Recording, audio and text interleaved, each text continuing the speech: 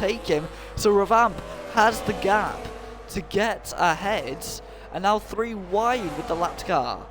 Over the line as down the inside goes Lucky Lucas. He's now going ahead as well as Unhappy. Unhappy makes the jump on Rig as well, so Unhappy following Lucky Lucas through and now making the move to the inside and spinning nearly to the Cadillac, half spinning off of Lucky Lucas. And now Lucky Lucas ahead of the Rig.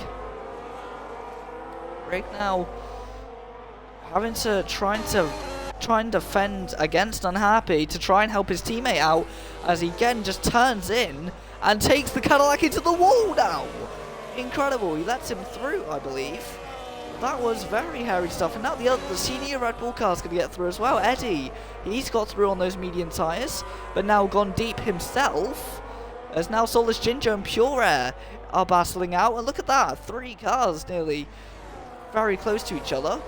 Soulless Ginger getting back ahead of the Aston Martin as they head down the straight. The Aston Martin side by side with the Alpine car, heading into the chicane there. The Audi into the pits. That's Jack's GP serving his drive through. That's going to pretty much end his race along with Tian Walker. But now the Aston Martin of Pure Air has just lost the position to King Blue, who's just gone up into 8th. Meanwhile, the Rig is trying to get that position back on Eddie. Eddie is not going to relinquish it, as Eddie, although he has front wing damage on the driver's right hand side, he's nearly putting the Rig in the wall heading through that section. And that is a section where we've seen many a driver have a humongous crash. Brendan Hartley springs to mind from 2018 at the start, when he collided with Lance Stroll in that section. But heading into this chicane then, down the inside for Blade J, a bit of contact with the wall for Eddie. They file their way through that chicane, but here we are on the final lap, and look at the battles ensuing. I don't think Blade J is going to be able to make a move. What about... No, I don't think there's going to be any more moves made. Look at that. The Rig trying to make a move, but not able to. He's going to use all his battery down the straight, but we'll come back to that in a minute. But Revamp has been relentless and has dominated today. He takes the crown in Canada, ahead of Lucky Lucas, who got close but not close enough. Unhappy comes over the line to take a podium and to take at least P4 in the championship. Then comes Blade J, who gets ahead of Soulless Ginger, who gets ahead of Unhappy due to the penalties. Then comes the Rig, who gets ahead of Eddie at the end of that race. Then comes Pure Air, after one of the most eventful races I've ever seen for the Aston Martin driver. He gets P8 ahead of King Blue.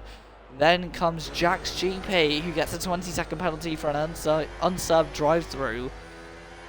Well, that is an incredible race here in Canada for FCL. We're going to see the extra awards for the drivers in due course, but that is Revamp taking his applause. The American driver took that win with a vengeance. What a win that was then for the Mercedes driver, who gets ahead, who was ahead for the entire weekend. Took pole by 0.4 of a second and led every lap, and even when there were safety cars taking his massive leads and making them to none, he was able to build those leads back up again. As your race winner Revamp also had the fastest lap. Then comes your driver of the day, being Soulless Ginger. Unhappy had the most overtakes, and the cleanest driver was Blade J.